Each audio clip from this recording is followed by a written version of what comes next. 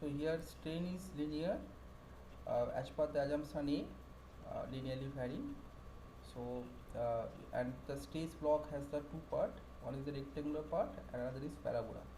Now we want to find out the forces exerted from the parabolic stress block. So how much force is exerted, how much force is contributed in parabolic portion, so that we want to find out. So force of compression in parabolic stress block of with P. So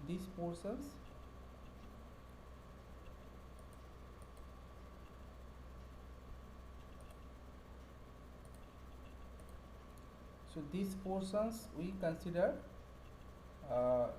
and we find out the C2 forces. So this is the area of parabola. Area of parabola is how much? 2/3. So the depth of parabolic stress block is how much? That is 4/7 XU. That we have already computed.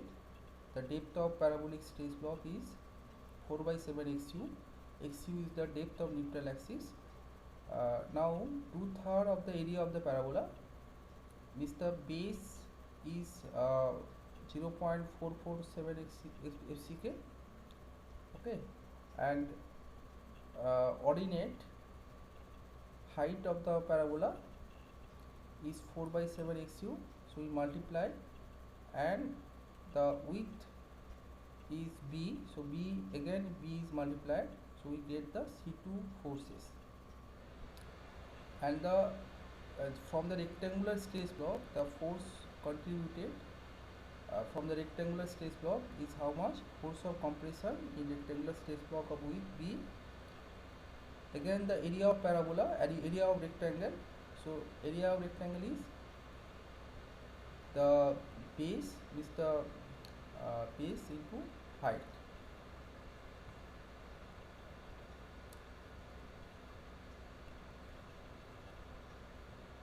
So this is the 3/7 height of the rectangle is 3/7 XU, and the base is 0.447 FCK. So we multiply, again B is multiplied to get the compressive forces from the rectangular stress block. So the total compressive forces is how much? That is C1 from the rectangular stress block, and C2 is the parabolic stress block compressive force exerted from the parabolic stress block, and C1 is the compressive force exerted from the rectangular stress block. So total force is C1 plus C2. So if I add these two forces, then we get the value 0.36 FCK BXU. Okay, now this exactly the same equation given in IS 456 2000, page number 69. We see that the idealized stress strain diagram, stress block, area of stress block is this. So the force is, you have to multiply B and we get the total forces. Okay, the exact same expression given in IS 456 2000, which I derived how this expression come, so that I have explained.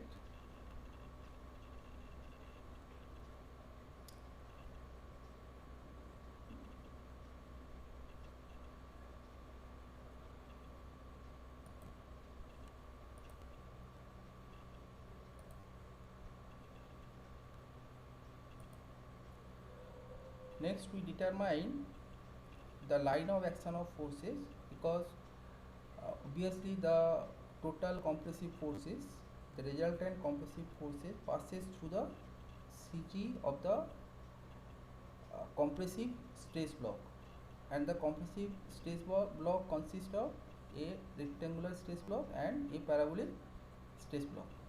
So the total forces, this resultant forces passes through the CG of the stress, this stress block, CG of the. So you have to find out the CG distance from the base, which is denoted x bar, and equal to, so that we verify how it comes.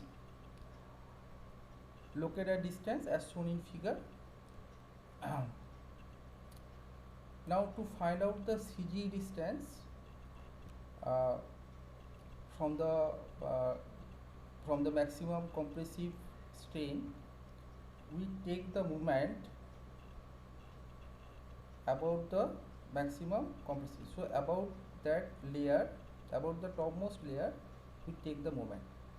So here, so Cu, so this is nothing but Cu 0.36 FCK Bxu. This is the Cu. Sorry, this is Cu into x bar, because we are taking the moment, force into distance, perpendicular distance. Then the C1, this distance is how much? This is half of 3/7. Okay. Again the C2 force, this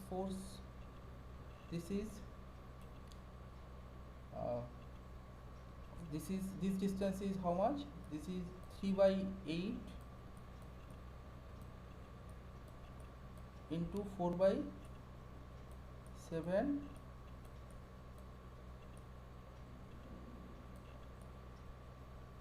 XU, 3/8 into 4/7 XU, and that take the moment. So this distance plus 4/7 XU. If I take the moment, then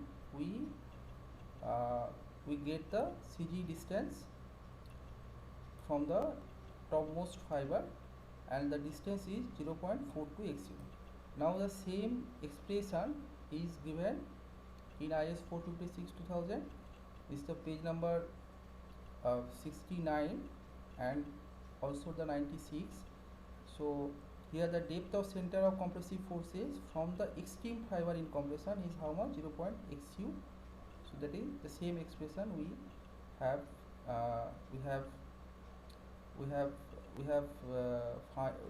found these same things.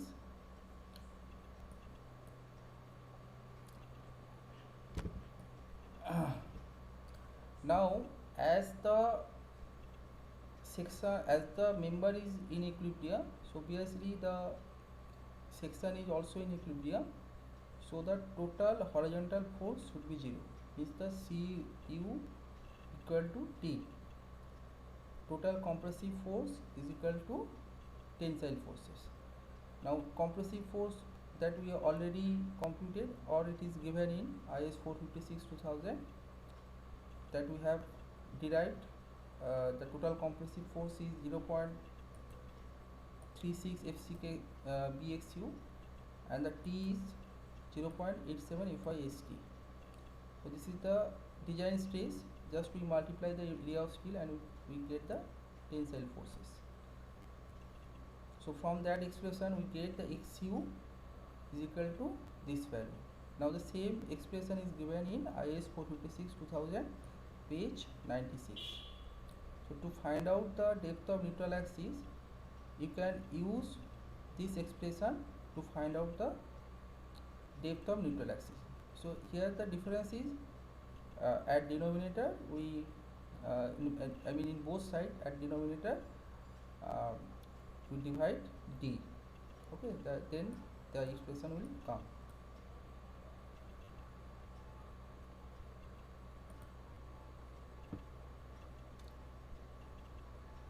Now in Levi-Strade method, you have seen that in Working-Strade method, 3 type of sections are used in Working-Strade method, whereas in Levi-Strade method only 2 sections are used. One is the barren section, another is under-reinforced section. So in barren section, what happened when the maximum compressive strain,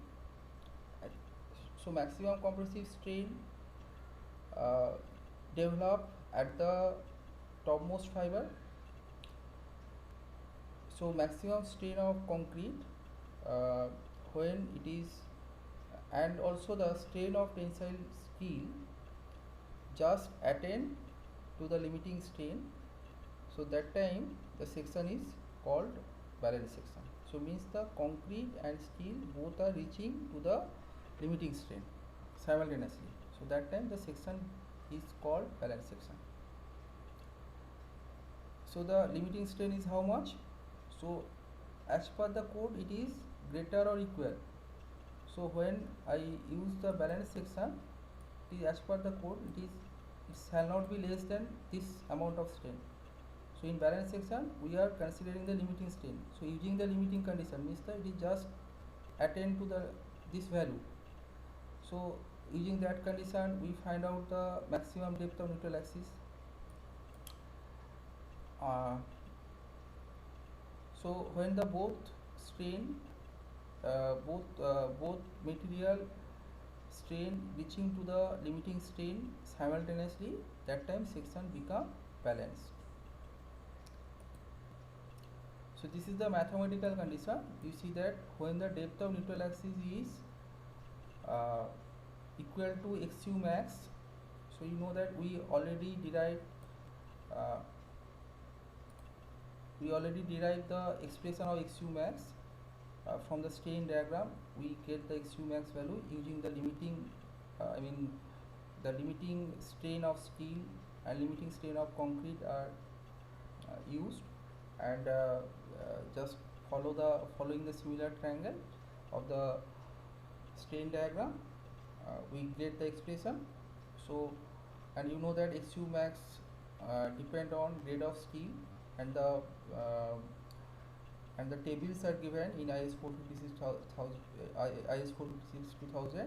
for different grade of steel xu max values are given. So we can check.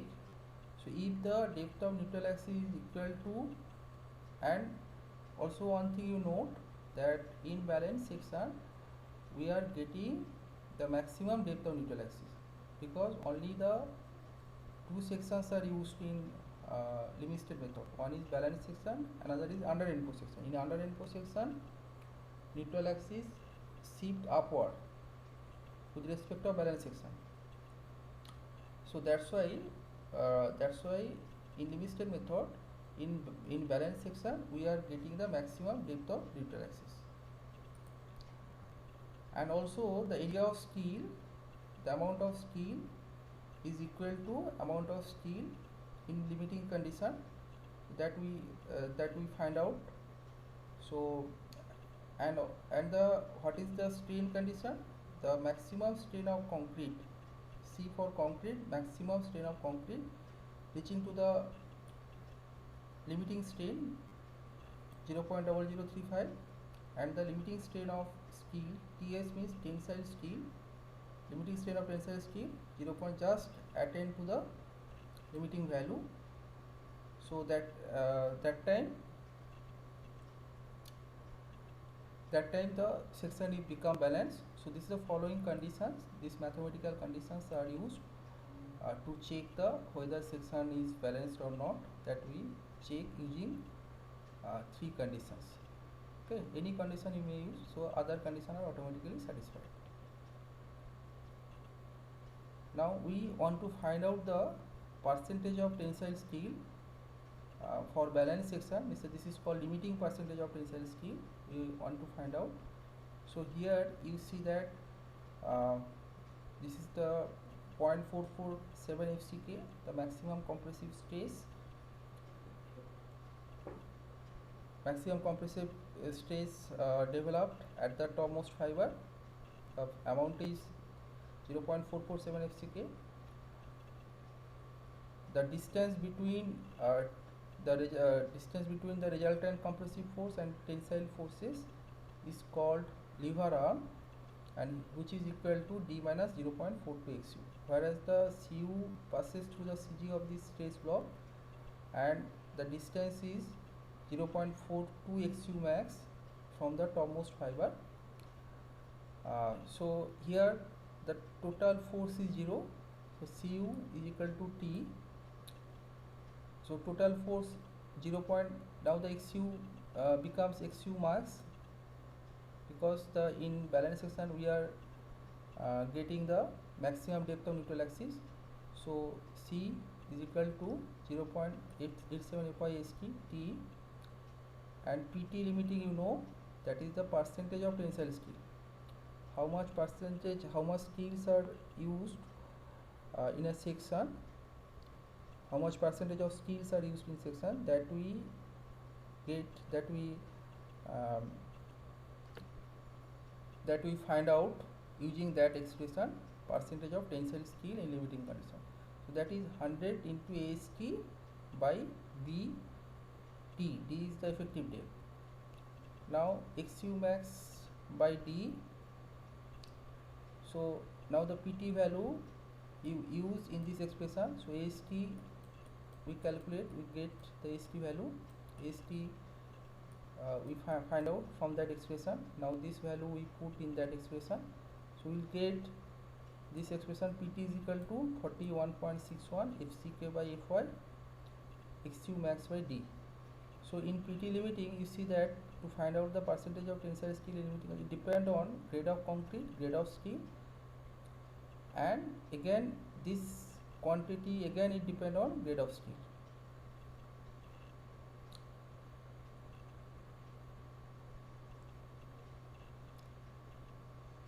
One thing you just note, that if the grade of steel is reduced, then percentage of tensile steel also required less.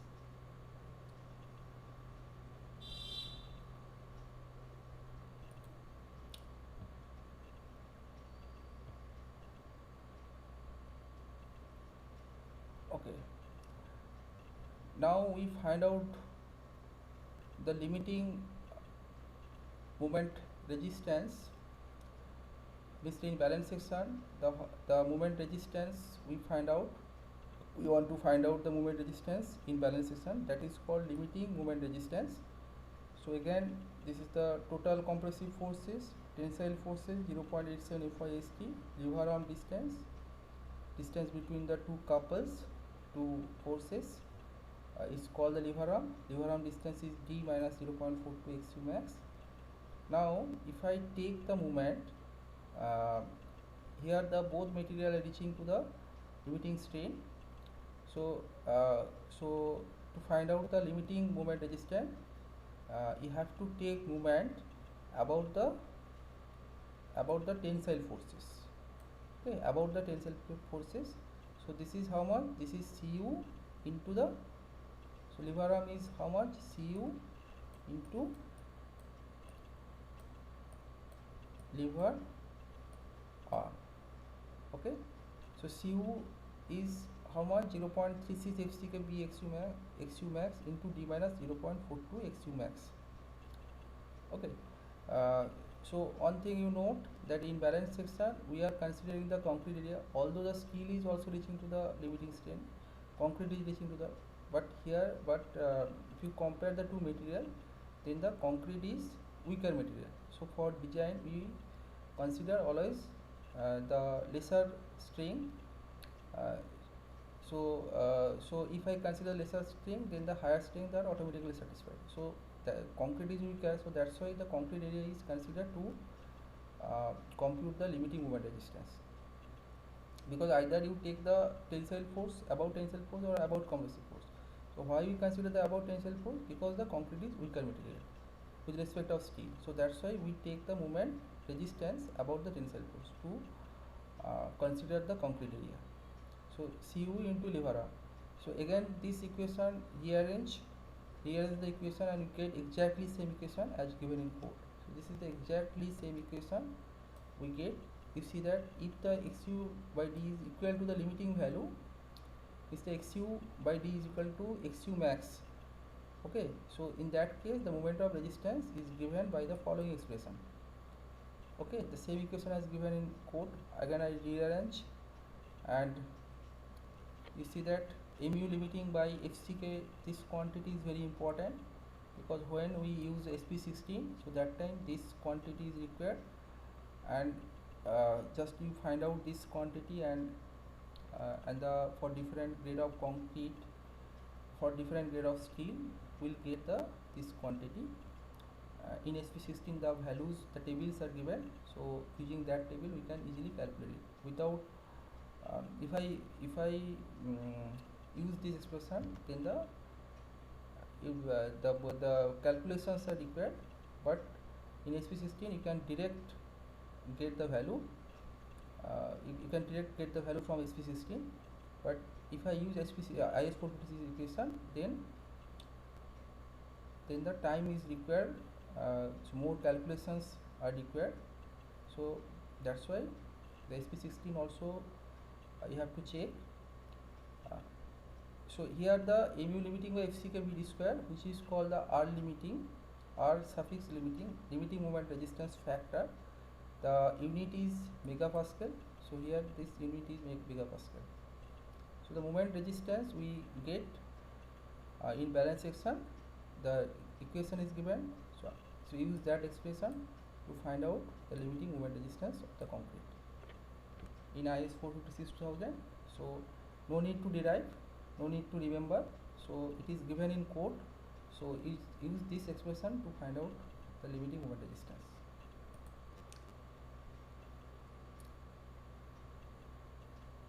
So in under-reinforced section, what happened? Here the steel reaching to the limiting strain prior to the concrete.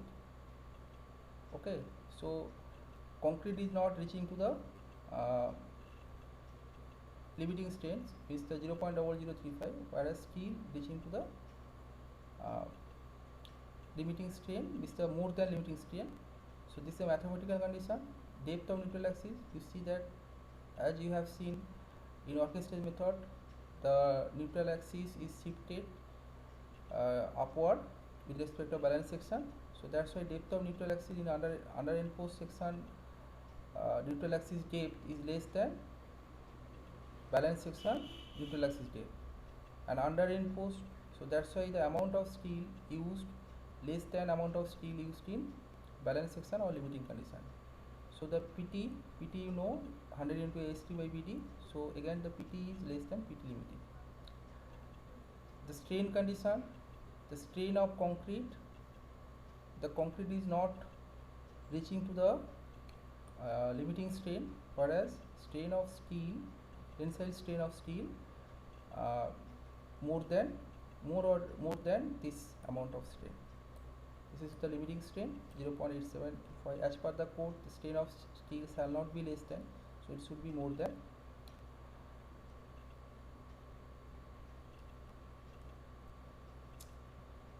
Now we take moment about, because the strain is reaching to the limiting strain, so concrete is not reaching to the limiting strain, so that's why we take the moment about resultant compressive forces. So this is equal to T into d over R. Okay, T is 0.87 Fy st. So we are taking the moment about these forces because in under reinforced section steel fell fast. Okay, whereas the concrete is not failed. So the here steel fell fast. So that's why the steel area is considered. That's why we are taking the moment about the compressive forces. So we are getting the exactly same equation as given in code. The similar expression is given.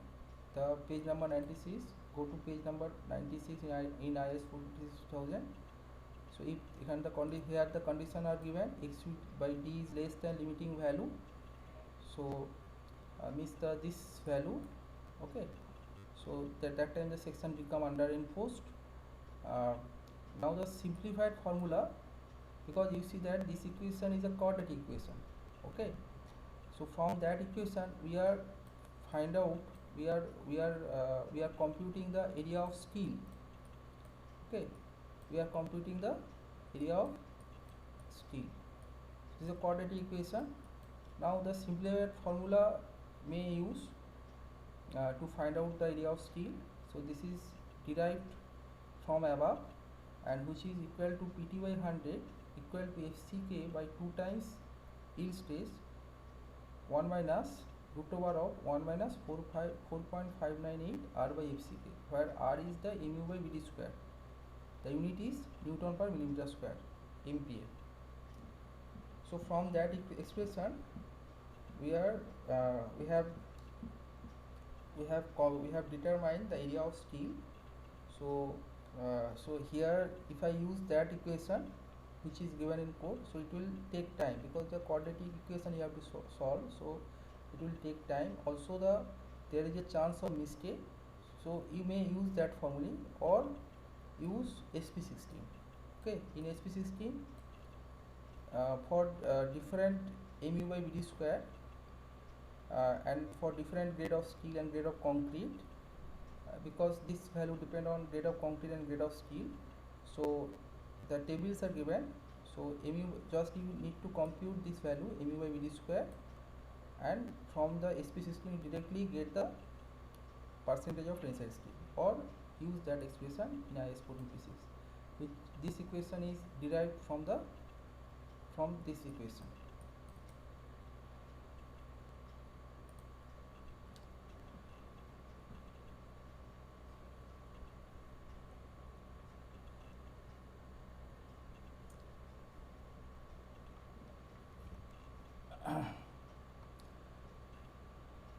So in limit method, if the section is overimposed, then section should be redesigned.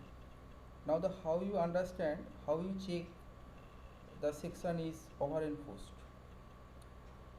So using those conditions, so in overimposed section, the depth of neutral axis is more than depth of limiting depth of neutral axis, balance section neutral axis, and we are getting the maximum depth in balance section, and amount of steel is more than amount of steel used in balance section, and here the epsilon C, which is more than 0.0035, and epsilon ST is less than this.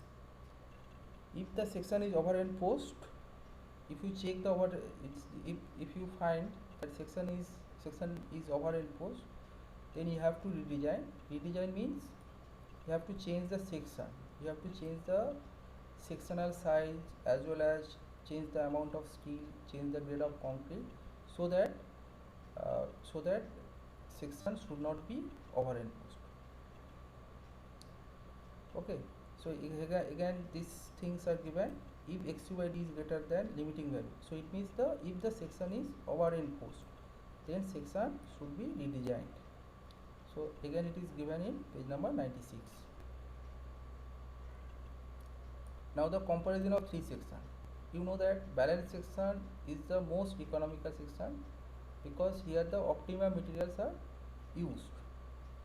being used, but this section is not a practical section because of what dimensions comes, that is not feasible, that is not practical, and also the amount of steel also not feasible. So that's why to make the practical design, to make the feasibility, to consider the to make the section practical, so we have to use the practical dimensions as well as the amount of steel also we have to provide, which is available in market. I mean the what is, so why this section is not used in design. So when I start the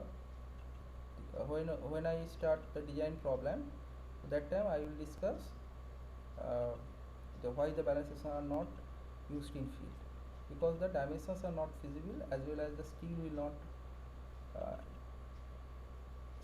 not come.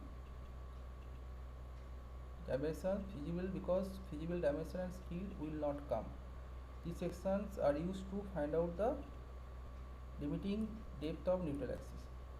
In underimposed section, what happened? Designers are preferred this section because the ductile failure took place.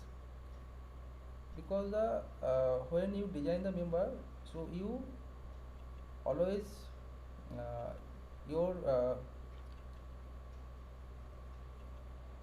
always you think that that the ductile failure should take place. So in ductile failure, what happened? The failure the structure is failed gradually and we are getting the advance warning. So when it reaches to the ultimate strength, so it is it is failed. So if the ductile failure occur, then the structure is failed gradually. Okay, we will get advance warning and the uh, occupant vacate the place or um, okay, occupant leave the places. Okay, but in overhand section what happened here, the brittle failure occur. Brittle failure, why brittle failure occur? Because the concrete reaching to the first reach to the limiting strength. So concrete, you know that concrete is a brittle material, so the brittle failure take place. So brittle failure means the sudden failure take place without showing any warning. So suddenly it fails. So here the life loss or injury may take place. So which is not desirable in design. So the any kind of accident should not take place. So in overhand, if I use overhand system, then this probability remain, and so that's why to avoid the brittle failure, the court strictly said the overhand force don't use overhand section. If the overhand section come, then section will be designed and the make the section under enforced, because you cannot use balance section because this is not a practical section. The what dimensions come, what steel come, which are not feasible. So that's why cannot use balance section. So only the one section left, that is under enforced section. So you have to make the section under enforced, because in under enforced section, as the steel fell fast, so the steel have ductile property. Steel is a ductile, so the ductile failure is taking place. So means the large deformation took place at the time of failure. So so the occupant can safely leave the places if the ductile, and the designers prefer this section, or designers you have to ensure that section should fail in a ductile way, not the brittle way, because it is sudden failure. So in design, accident should not be happened.